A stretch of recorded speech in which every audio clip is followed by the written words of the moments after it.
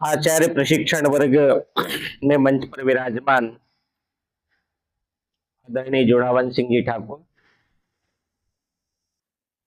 उपस्थित अन्य अधिकारीगण तथा भिन्न भिन्न विद्यालयों से आए हुए आत्मीय आचार्य एवं दीदी, अभी हम लोगों के सामने एक व्यक्तिगत गीत हुआ, उसमें भारत का वर्णन है। तो भारत का जब हम वर्णन करते हैं तो कई प्रकार का स्वरूप है। हमारे देश के पूर्व प्रधानमंत्री स्वर्गीय अटल बिहारी वाजपेयी वो स्वरूप का वर्णन करते हुए एक स्थान पर कहते हैं, वन फल खाकर छाल पहन कर जब पश्चिम ने लाज बचाई, तब भारत में सामगान का स्वर्गिक स्वर था, दिया सुनाई। अज्ञानी मानव को हमने दिव्य ज्ञान का दान किया था, अंबर के लटान को चूमा, अतुल सिंधु को छान लिया। ऐसे अपने देश का गौरवशाली एक इतिहास रहा। तो ऐसा जब देश रहा होगा तो उसका आधार क्या रहा होगा? तो उसका आधार हमारे देश की जो आत्मा है वो कौन सी है? तो उसकी संस्कृति है। उसके आधार पर ही भारत जाना जाता है, उसके आधार पर ही भारत पहचाना जाता है। भारत का एक स्वरूप तो राजनीतिक स्वरूप भी है। इतने प्रांत हैं, इतने राज्य हैं, इतनी राजधानी है, यहाँ यहाँ यूनियन टेरिटरी है, एक राजनीतिक स्वरूप है। उसका एक भौगोलिक स्वरूप भी है। भारत का उत्तर दक्षिण कितना विस्तार है, पूर्व पश्चिम कितना विस्तार है, उसका एक भौगोलिक स्वरूप भी है। इस भारतवर्ष का एक प्राकृतिक स्वरूप भी है। तो उस भौगोलिक सीमा के अंदर अनेक पवित्र नदियां हैं।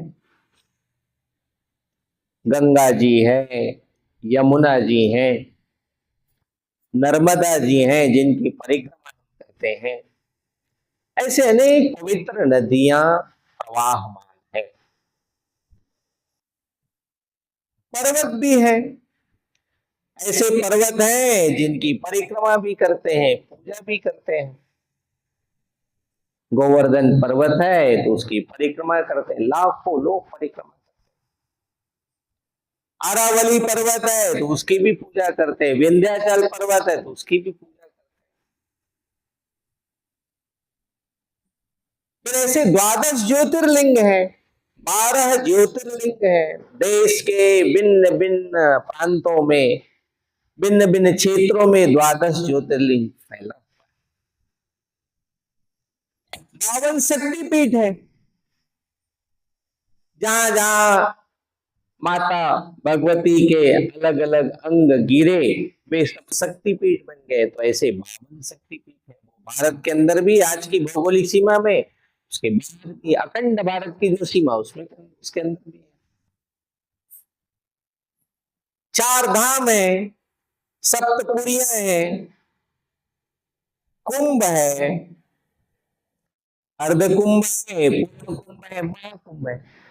ऐसे भारत के अनेक प्रकार की विशेषताएं हैं। हम थोड़े से उसमें से भारत का जो सांस्कृतिक स्वरूप है उसके बारे में थोड़ा विचार करेंगे। एक अखिल भारतीय बैठक में जा रहा था, होली के उपरांत वो बैठक थी।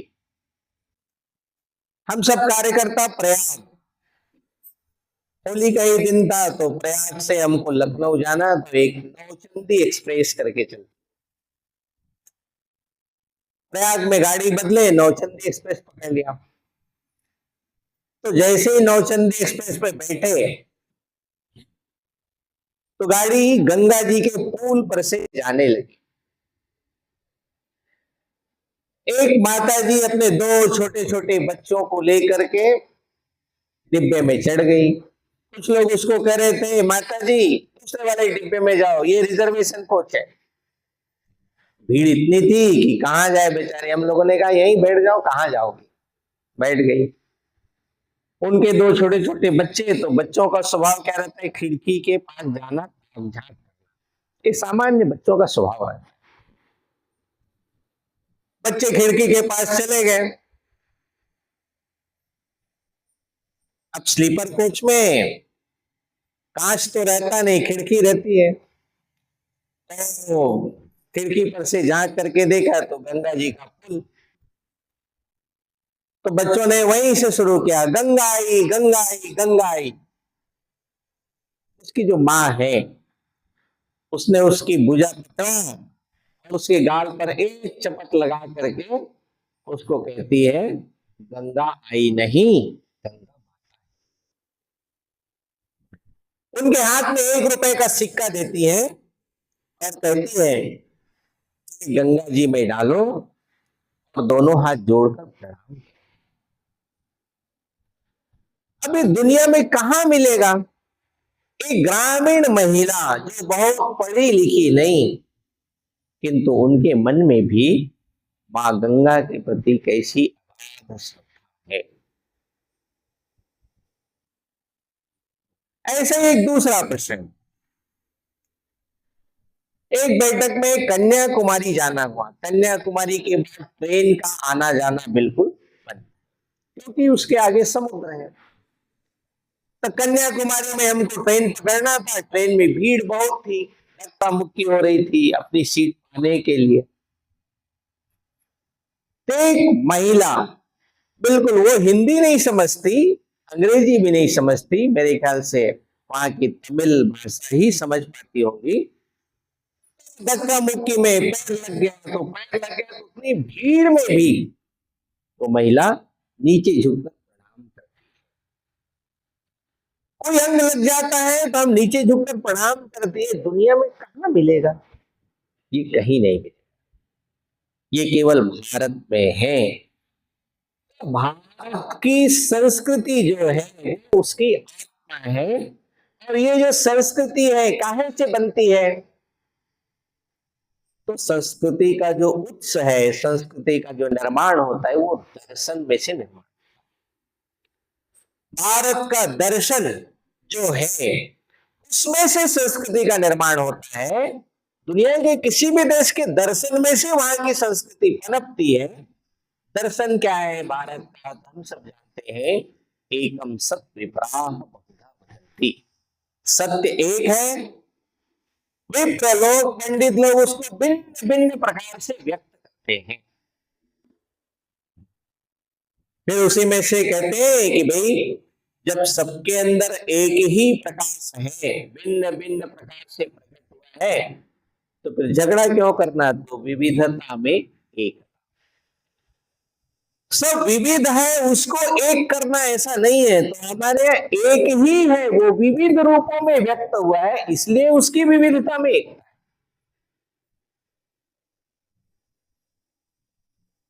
हमारे यहाँ इसलिए फिर हम कहते हैं कि जब भाई सबके अंदर एक ही आत्म तत्व है तो परस्पर समन्वय चलना चाहिए। तो समन्वय एक हमारी संस्कृति का एक आधार बन गया। भारतवर्ष एक ऐसा देश है किसी से भी समन्वय कर सकता है, सबके साथ समन्वय बिठा सकता है। एक विशेषता हमारी संस्कृति का एक आधार बन गया। फिर उसी में से आया, जब सबके अंदर एक ही आत्म तत्व है तो फिर कोई दुखी क्यों होना चाहिए भाई। इसलिए फिर उसमें से एक विचार आया, सर्वे भवन्तु सुखिनः, सब सुखी होना चाहिए। एक दर्शन का एक आधार ये बन गया, सर्वे भवन्तु सुखिनः। अब इन सब बेसिक जो हमारे दर्शन के मूल भाव हैं उसको लेकर के कुछ जीवन मूल्य विकसित हो गए।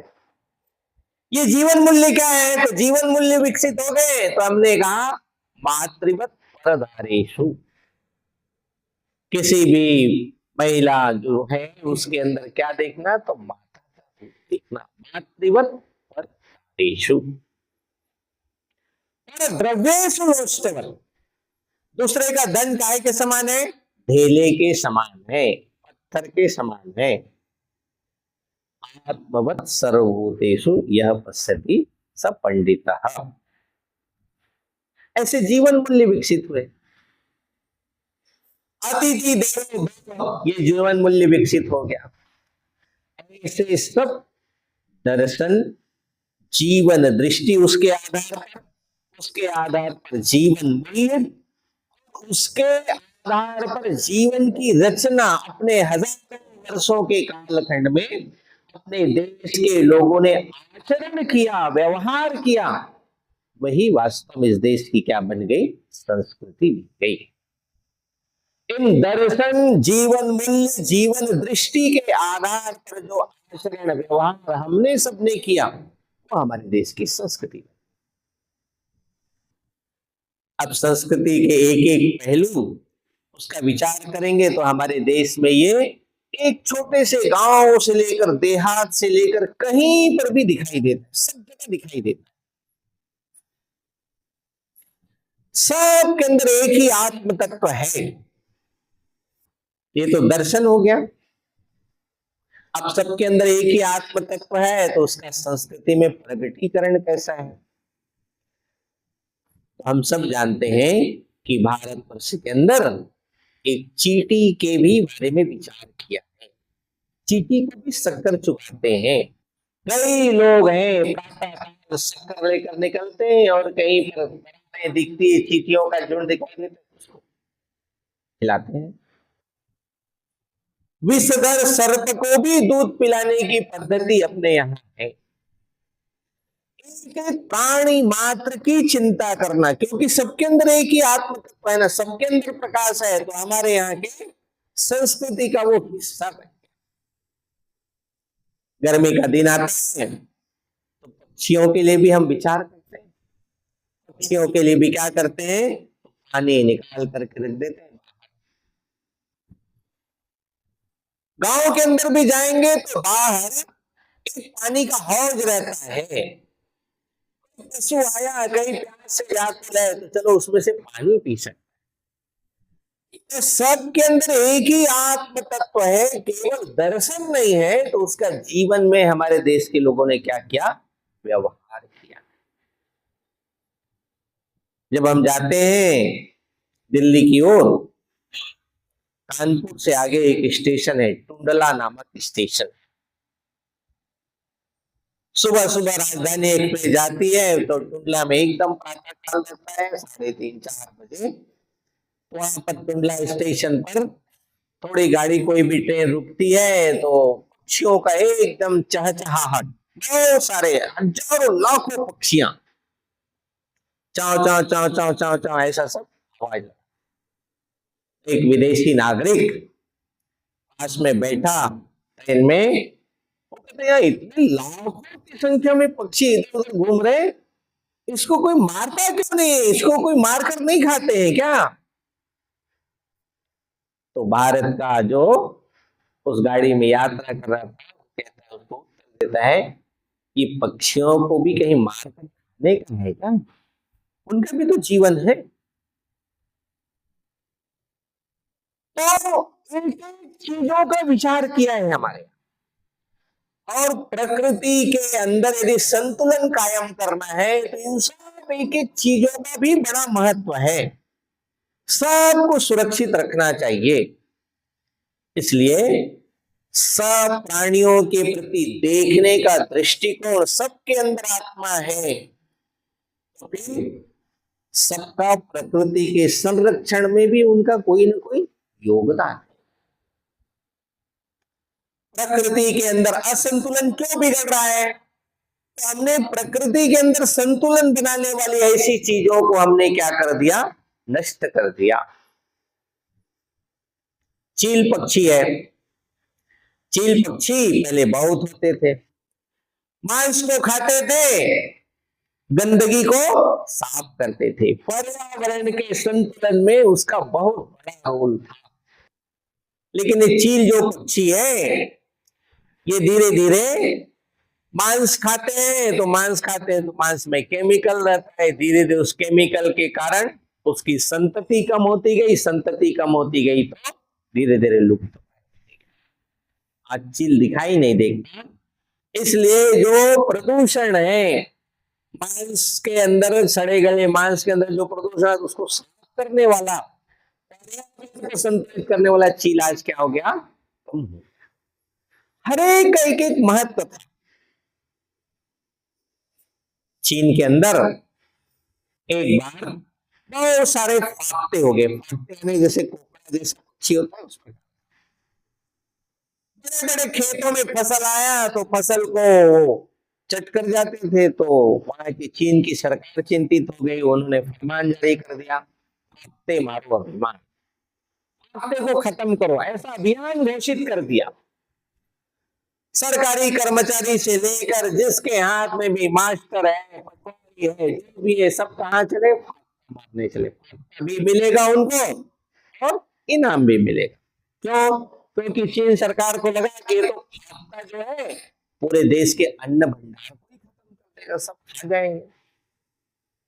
अब फाख्ते तो खत्म कर दिए, लेकिन दूसरे साल चीन को अनुभव हुआ कि चीन में पैदावारी कम हो गई, फसल की पैदावारी कम हो गई, फसल की पैदावारी कम हो गई। उसका अध्ययन किया तो ध्यान में आया कि जो फाख्ते थे कुछ धान के बीजों को भी खाते थे, तो वो धान को नुकसान पहुंचाने वाले कीड़ों को भी खाते थे। तो फाख्ते खत्म हो गए तो क्या बढ़ गए, कीड़े बढ़ गए। तो इसलिए दूसरे वर्ष चीन को अभियान चलाना पड़ा, कीड़े मारो अभियान। प्रकृति में हर एक चीजों का कोई न कोई महत्व है, सर्पों का भी महत्व है, केचुए का भी महत्व है, हर प्राणी का महत्व है प्रकृति के संतुलन के लिए। इसलिए एक दूसरा हमारे संस्कृति का भाग बन गया, प्रकृति को माता मानो, प्रकृति को भी मां माना हमने, माता के समान। इसलिए प्रकृति को मां माना तो क्या करना है, मां का शोषण करना, मां का दोहन करना। पाश्चिमात्य देशों की संस्कृति में जब से ईसाइयत का आगमन हुआ, उन्होंने भोग के लिए है, इसलिए वहां शोषण की प्रक्रिया शुरू हो गई। भारतवर्ष में हमने प्रकृति को सबको, इसलिए धरती को भी मां माना। हम कहते हैं ना, ये धरती हमारी है ना।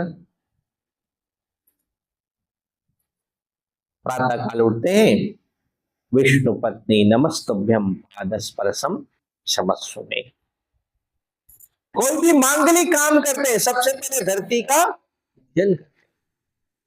मुझे मालूम नहीं कि दुनिया के अंदर कोई कुएं खोदते होंगे, कोई इंडस्ट्री लगाते होंगे तो धरती माता का पूजन करते हैं कि नहीं, मुझे ज्ञात नहीं। लेकिन भारतवर्ष के अंदर बड़ा से बड़ा व्यक्ति भी होगा, वो धर्म मानता चाहे नहीं मानता हो, कोई वो उद्योग लगाएगा, कोई फैक्ट्री डालेगा तो सबसे पहले भवन बनाएगा तो क्या करेगा, धरती माँ का पूजन करता है। एक छोटा 1 एकड़ वाला किसान भी हल चलाने की पूर्व धरती माता की पूजा करता है। प्रकृति को मां माना, इसलिए प्रकृति के प्रति सम्मान का भाव, श्रद्धा का भाव। इसलिए हमारे यहाँ जीवन में कहावत बन गया, बड़ काटे बेईमान, पीपल काटे चंडा, बरगद को नहीं। माताएं बहनें पेड़ों के अंदर धागे लपेट कर व्रत का पालन करती, तो आंवला की पूजा होती, तुलसी की पूजा होती। तो ऐसे जो भी प्रकृति के अंदर है सबके प्रति एक श्रद्धा, एक सम्मान का भाव हमारे यहाँ विकसित हो। कोई वैद्य लोग है ना, जंगल से वनस्पति लाते हैं तो क्या करते हैं, पहले उसकी पूजा करते हैं। वनस्पति लाते हैं तो उसकी पूजा करते हैं, वो निवेदन करते हैं कि मैं आपको तोड़ रहा हूं किसी के स्वास्थ्य के लिए मुझे क्षमा, तब जाकर वनस्पति तोड़ता। ऐसे वैद्य लोग विशेष दिन में तोड़ते हैं, शाम हो गया तो वनस्पति नहीं तोड़ते हैं, तोड़ते हैं। ऐसे कई प्रकार के विधान, क्योंकि उसके अंदर भी क्या है, उसके अंदर भी है। जगदीश चंद्र बसु ने सिद्ध किया ना। तो केवल हम कपोल कल्पित परम से चली आई हुई चीज उसको हम मान्यता दे रहे हैं, ऐसा नहीं, तो उसके अंदर वैज्ञानिक तथ्य भी है। फिर इसी संस्कृति में हम सब जानते हैं, जैसा कि मैंने कहा कि इस धरती को हम मानते हैं, तो हमारे यहाँ किसी भी स्त्री को करने का, किसी भी के परिचय देने की पद्धति क्या है, मां के तौर पर उसका परिचय। घर में जाएंगे तो परिचय क्या करते हैं, ये रामू की मां है, ये विमला की मां है। परिचय कराने की पद्धति हमारे यहाँ यही है। हम भुवनेश्वरी देवी का परिचय किस रूप में जानते हैं, विश्वनाथ दत्त की पत्नी के रूप में नहीं, तो कहते हैं ये नरेंद्र की। कुंती का परिचय क्या है, तो पांडु पत्नी के तौर पर नहीं है, कुंती का परिचय ये पांडवों की।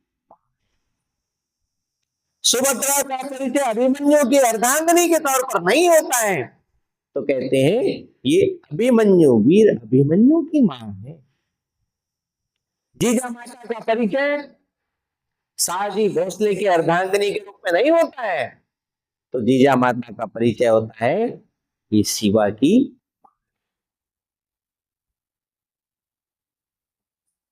माता यशोदा का परिचय ये नंद बाबा की अर्धांगिनी के तौर पर नहीं, एक कन्हैया की मां है। हमारे देश में किसी भी माता का परिचय करना हो तो परिचय करने की पद्धति ये है, ये हमारी संस्कृति है। हमारी संस्कृति में जब कहा गया है कि भाई सर्वे भवन्तु सुखिना, सबके मंगल का विचार, सबके सुख का विचार, तो सबके सुख का विचार करना है, हम ही यदि सबका उपभोग करने वाले होंगे तो सब सुखी कैसे होंगे। इसलिए फिर उसमें से एक विचार बना, एक संस्कृति का एक भाग बना कि हमारी संस्कृति त्यागमय है, संयम प्रधान है, त्याग करना है। डॉक्टर एपीजे अब्दुल कलाम की आप पुस्तक पढ़ेंगे इंडिया 2020, तो डॉक्टर कलाम है ना, किसी को रोटी पसंद, किसी को चावल पसंद, तो जिसको चावल पसंद है उसके लिए चावल बचा करके रखना, हमने रोटी लेना, त्याग करना दूसरों के लिए, एक परिवार में ही नहीं तो घर में, समाज में, सब जगह है। और इसलिए कहते हैं त्यजे देकम कुलस्यार्थे ग्रामस्यार्थे कुलम त्यजे ग्रामम जनपदस्यार्थे आत्मार्थे पृथ्वी त्यजे। यदि कुल की भलाई करना है, त्यजे देकम कुलस्यार्थे, कुल की भलाई करना है तो क्या करना पड़ेगा, अपने स्वार्थ से ऊपर उठना पड़ेगा, तब कुल की भलाई होगी, परिवार की भलाई होगी। हम अपने स्वार्थ वृद्धि में लगे रहेंगे तो अपने परिवार और कुल की भलाई नहीं कर सकते। त्यजे देकम कुलस्यार्थे ग्रामस्यार्थे कुलम त्यजे, यदि गांव की भलाई करना है तो क्या करना पड़ेगा, अपना स्वार्थ, अपना परिवार का स्वार्थ, दोनों से जब ऊपर उठता है व्यक्ति की भलाई। गांव का सरपंच यदि अपने स्वार्थ में लगा रहेगा तो गांव की भलाई नहीं कर सकता, उसको ऊपर उठना पड़ता है। ग्रामम जनपदस्यार्थे, और यदि जनपद की भलाई करना है तो क्या करना पड़ेगा, स्वयं का स्वार्थ, कुल का स्वार्थ, गांव का स्वार्थ, तीनों से ऊपर उठना पड़ेगा, तब किसकी भलाई होती है, जनपद की भलाई होती है। इसलिए कहा ग्रामम जनपदस्यार्थे। और फिर उसके भी आगे यदि आत्म कल्याण करना है, कल्याण करना है, तो कहते हैं आत्मार्थे पृथ्वी त्यजेत। सब छोटे छोटे स्वार्थों से ऊपर उठना पड़ता है, तब जाकर के हम अपने से ऊपर की भलाई, ऊपर का कल्याण सोच सकते हैं, नहीं तो नहीं सोच सकते। हमारे यहाँ भी कोरोना आया था ना, कोरोना आया था, छोटे छोटे लोगों ने इस भावना के कारण अपना विचार नहीं किया, पड़ोस का विचार। लाखों लोग गर्मी के तपती दोपहरी में, कोरोना है, लोग आ रहे हैं, श्रमिक आ रहे हैं, मजदूर आए, उनके पैरों में चप्पल दे रहे हैं, उनको पानी पिला रहे हैं, कोई शरबत पिला रहे हैं। ये कौन सी भावना है? ये दुनिया में कहीं नहीं है, अमेरिका जैसे संपन्न देश में भी कहीं नहीं है, ये केवल भारत में। भारतवर्ष के अंदर हम स्वयं दुख पाएंगे, लेकिन सामने वालों को क्या मिलना चाहिए? सुख मिलना चाहिए। यह भाव संयम का, त्याग का। एक बार अमेरिका के अंदर बहुत बड़ा तूफान आया, बहुत लोग बेघर बाहर हो गए। तो वहां के हमारे हिंदू स्वयंसेवक संघ है, वहां के संघ के कार्यकर्ता, हिंदू समाज के लोग तुरंत बाहर निकले और ऐसे सबकी सहायता में लगे। लेकिन वहां का अमेरिका का नागरिक टुकुर टुकुर देखता रहा, उन्होंने कुछ नहीं किया। अखबारों के अंदर शीर्षक छपा, अमेरिका में तूफान आया, अमेरिका के नागरिक कुछ नहीं। वहां अमेरिका के नागरिक क्या सोचता है? सरकार का काम है, सरकार करेगी। भारत में ऐसा नहीं। भारतवर्ष में केवल सरकार पढ़ने का नहीं, हमारी भी कुछ भूमिका है, हमारा भी कुछ रोल है। कोरोना जैसी बीमारी, कोई तूफान आता है, कोई कहीं पर ज्यादा वृष्टि हो गई, कहीं अकाल आ गया, पूरा समाज मिल करके उसको क्या करता है? सामना करता है। सरकार भी सहायक होता है, लेकिन समाज हाथ पर हाथ धरे बैठा नहीं रहता। तो समाज सबके सुखों का विचार करने के कारण ही ये भाव। फिर इसी में से हमारी संस्कृति का भाव निकला, अतिथि देवो भव। अतिथि है, कोई भी है तो अतिथि क्या है? हमारे लिए भगवान है, देवता है। अनेक उदाहरण है हमारे इतिहास के अंदर, पुराणों के अंदर। हम लोग राजस्थान गए थे प्रवास, सबकी इच्छा होती है ना, राजस्थान जाएंगे तो चलो जरा मरुस्थल जाएंगे, जैसलमेर का मरुस्थल देखेंगे। जैसलमेर चले गए, जैसलमेर गए तो वहां पर एक मरुस्थल में एक स्थान पर पानी, तो वहां पर एक किसान जो है तरबूज लगाया हुआ था, बड़े क्षेत्र में तरबूज। हम लोग सहज ही उत्सुकता बस चले गए वहां। चलो भाई क्या है, तरबूज देखने के लिए गए। हम लोगों ने इच्छा व्यक्त की, तरबूज खिलाएंगे? हाँ जरूर खिलाएंगे। तरबूज खाए सब लोगों ने। फिर उनको पूछा, भाई साहब कितने पैसे देना है? तो तरबूज का किसान कहता है, आप सब लोग अतिथि हैं ना, अतिथि से हम पैसा नहीं देते। आप कल्पना करिए, कोई जान पहचान कुछ नहीं, हम लोग संघ के, ये भी पता नहीं, किंतु फिर भी आप अतिथि हैं इतने मात्र से। किसान कहते हैं, आप अतिथि हैं ना, बाहर से आए हैं, दूर देश से आए हैं, आपसे पैसा नहीं लेंगे। अब ये दुनिया में कहीं है क्या? कहीं नहीं। ये केवल और केवल भारत की संस्कृति, उसकी ही पहचान है। अरे देव, अरुणाचल प्रदेश में प्रवास में जाना हुआ। अरुणाचल प्रदेश में हम लोग 4-5 कार्यकर्ता थे। एक चाय की दुकान थी, तो चाय पीना है, तो सबने इच्छा व्यक्त की चाय पीना है। एक हमारे कार्यकर्ता थे मनमोहन वैद्य जी, उनको चाय कैसी चाहिए? तो केवल गर्म पानी में चाय पत्ती डाल, बस, और कुछ नहीं, न दूध, न उसमें चीनी, गुड़, कुछ नहीं, केवल चाय पत्ती। छन्नी जो होता है ना, चाय की छन्नी, उसमें चाय पत्ती लेना, ऊपर से उसमें गर्म पानी डाल देना। निकल गया चाय का, उसमें चाय पत्ती का उसमें एसेंस आ गया, वो चाय। 5 लोग, 2 लोगों ने ऐसा लिया, है ना। बाद में हमने पूछा कितना पैसा देना है, तो जो भी है उसके हिसाब से उन्होंने पैसा, तो 5 लोगों का नहीं लिया उन्होंने, 3 लोगों का लिया। हमने कहा भाई चाय तो 5 लोग लिए, चाय 5 लोग लिए, 5 लोगों का पैसा लो। उन्होंने कहा नहीं जी, चाय तो केवल 3 लोगों ने लिया। अरे भाई ये 2 लोग भी चाय पत्ती है, गर्म पानी किए, आखिर आपने गैस जलाया होगा तो उसका तो कुछ ना कुछ लगता होगा। नहीं, बोले हम इस 2 का पैसा नहीं देंगे। अब ये जो छोटी छोटी बातें हैं, ये भारत में ही मिलेगी, अन्य कहीं पर भी नहीं।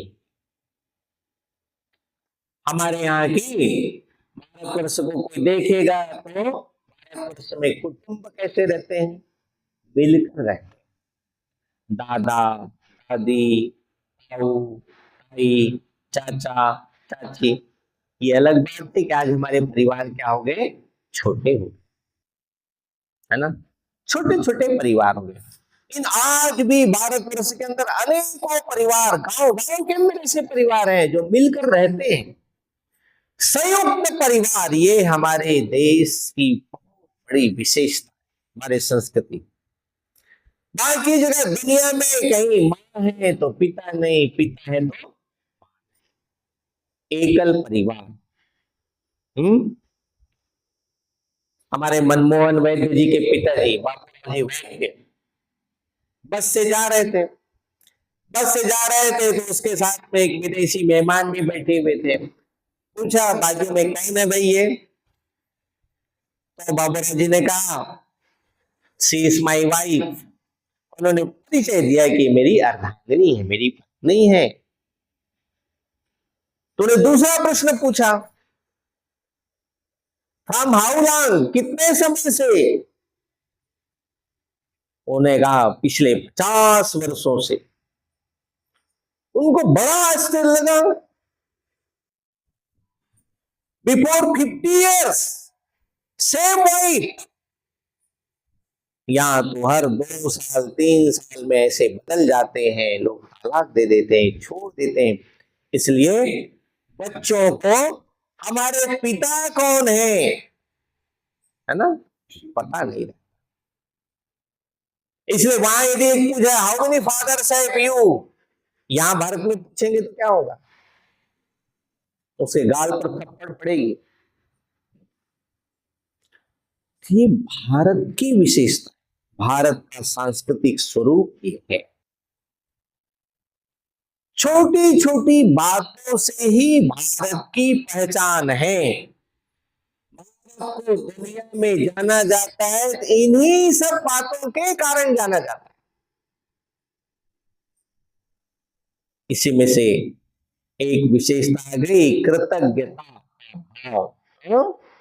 कृतज्ञता, जिन्होंने भी कुछ किया उसके प्रति कृतज्ञता। किसी ने भी कुछ किया, अकबर और बिरबल की कथा हम पढ़ते हैं ना, तो एक बार अकबर ने बिरबल को साथ में लेकर के कुछ देखना है, चलो भाई यात्रा करना है, चले निकल पड़े।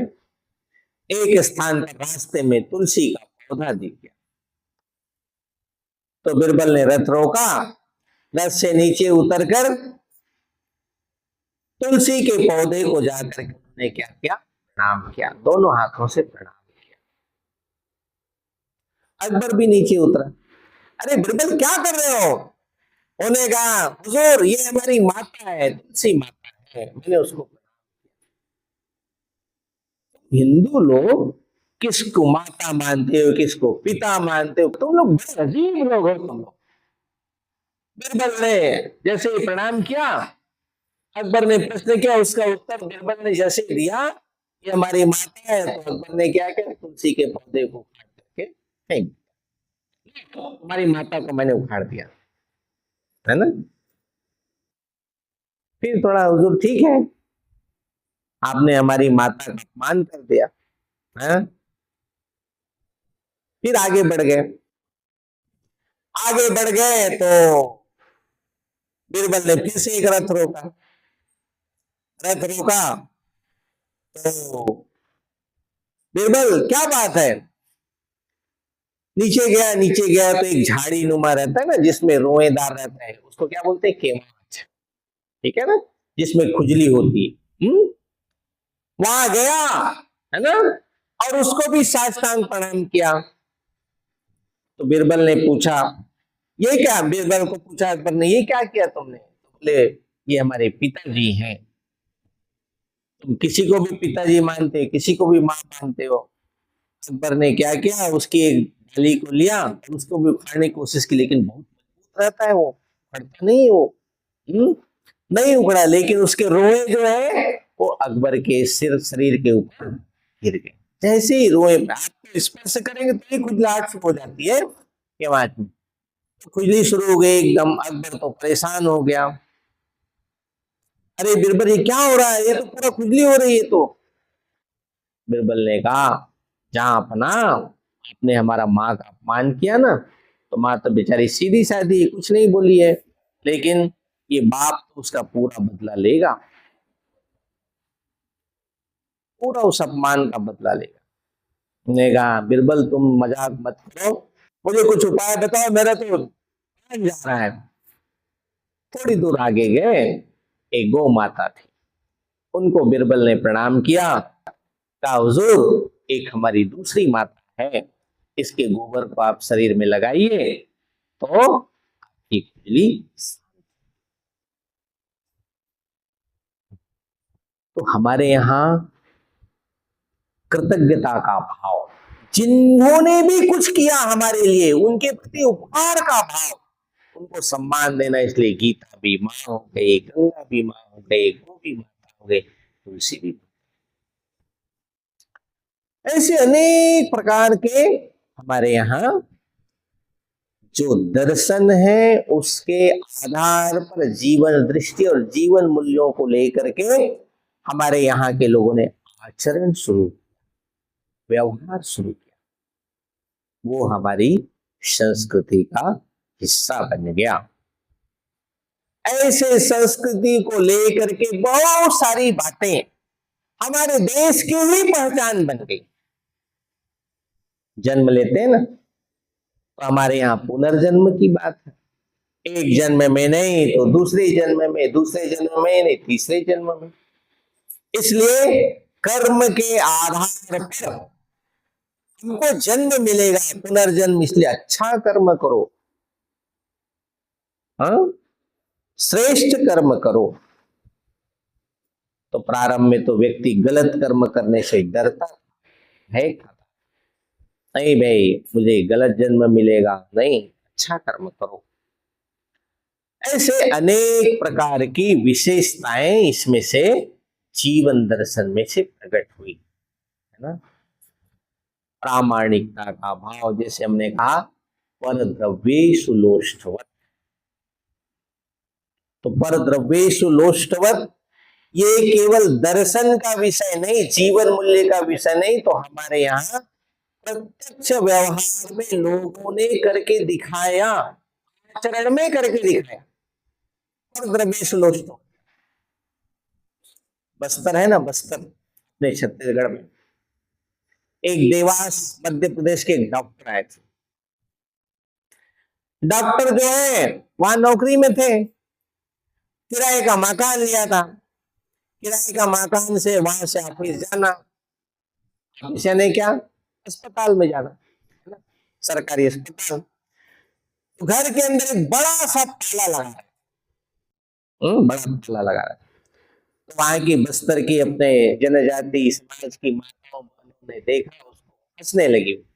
तो उन्होंने पूछा, भाई क्यों हंस रही भाई, तो आप घर के सामने इतना बड़ा ताला लगा रहे हैं। बोले हमारे घरों के सामने तो आज भी गांव के अंदर क्या करते हैं, घर जाते हैं, खेत जाते हैं तो कुंडी चढ़ा देते हैं, चले जाते हैं। कई घरों में आज भी ताले नहीं लगते हैं। अभी तो ताला लगना शुरू हो गया, लेकिन ताले नहीं लगते थे। कुंडी लगा दिया, बस ये बाहर से दरवाजा लगाया, कुंडी लगा दिया, चले गए। ऐसे अनेकों घर गांव में आज भी मिलेंगे। घर को कोई छूता नहीं, घर को कोई स्पर्श नहीं। दूसरे का धन ठेले के साथ। इसलिए हमारे संस्कृति में, हमारे साहित्य में ताले का आविष्कार नहीं मिलेगा, ताला कहीं नहीं मिलेगा, है ना, कि ताला बाहर से आया हुआ चीज हमारे यहाँ नहीं। प्रामाणिक ये व्यवहार में आ गया। दूसरे का धन ढेले के समान है। पत्र से तमिलनाडु के अंदर तूफान आया था, एक 13-14 साल हो गए, बड़ा तूफान आया, बहुत हजारों लोग मारे गए। सरकार ने घोषणा कर दी वहां के, जिसके घर से भी बच्चा गायब हो या कोई व्यक्ति गायब हो, तूफान में खत्म हो गया हो, नहीं मिला हो, उसके लिए मुआवजा की राशि घोषित कर दी। 1 लाख रुपए उनको मुआवजा मिलेगा, सहायता मिलेगा। पर है जिसके घर से, बस उसका प्रमाण देना पड़ेगा। एक परिवार ने, उसका बच्चा भी गुम हो गया था तूफान में, पता नहीं कहां चला गया। उन्होंने भी अपना आवेदन कर दिया, उनको भी एक सरकार की 15 दिन बाद उसका बच्चा आ गया, है ना, पता नहीं कहीं चला गया होगा। तो बच्चा आ गया तो ये 1 लाख रुपए का जो चेक है वो वापस सरकारी दफ्तर में जा करके, है ना, जमा कराने के लिए पूछा अधिकारी ने, क्या है ये? आपने हमारा बच्चा गुम हो जाने की एवज में 1 लाख रुपए का चेक दिया था, हमारा बच्चा गुम नहीं हुआ था, कहीं चला गया था, 15 दिन बाद वापस आ गया, इसलिए हमको ये चेक नहीं चाहिए। अब यही प्रामाणिकता है ना। ये कोई मैं पुराणों की बात नहीं बता रहा हूं, तो रामायण की बात नहीं बता रहा हूं, अभी की बात। चाहता तो 1 लाख रख सकता, पूछने वाला कि नहीं, कौन से अलाउ नहीं करता। दूसरे का धन ढेले के समान, जो मेहनत से नहीं कमाई हुई धन है वो सही नहीं है। मालवा प्रांत में एक सैलाना नामक स्थान है, सैलाना नगर पंचायत। हमारे यहाँ सफाई होती ना, घर घर कचरों को ले जाने के लिए आते हैं कि नहीं आते, सीटी बजाते हैं, या कोई आजकल तो गाना चलता है ना, ऐसे ही सीटी बजाकर वो सफाई कर्मी घरों के सामने कचरा क्या करना, एक घर से कचरे में ही मंगलसूत्र धोखे से आ गया। अब इकट्ठा करते करते करते बहुत से घरों से कचरा इकट्ठा करना था ना, कचरा इकट्ठा करते करते एक जगह डंप करना, खाली करना, तो खाली करते समय वो मंगलसूत्र मिल गया। तो उसने सफाई कर्मी ने क्या किया, घर में लाया, घर में ला करके उसको रख दिया, खूंटी में टांग करके रख दिया। अब जिस बहन का वो मंगलसूत्र गुम हो गया था, वो इधर उधर बहुत सब खोजा ढूंढे सब प्रकार से, है ना, जब नहीं मिला तो उसके ध्यान में आया कि कहीं कचरा में तो नहीं चला गया हो गया मंगलसूत्र। उन्हें सफाई कर्मी के घर रात्रि के समय जाकर के उसको पूछा, पति पत्नी दोनों गए, अरे भैया तुमको कोई कचरे में कोई माला मिली है क्या, कोई मंगलसूत्र जैसा कुछ मिला है?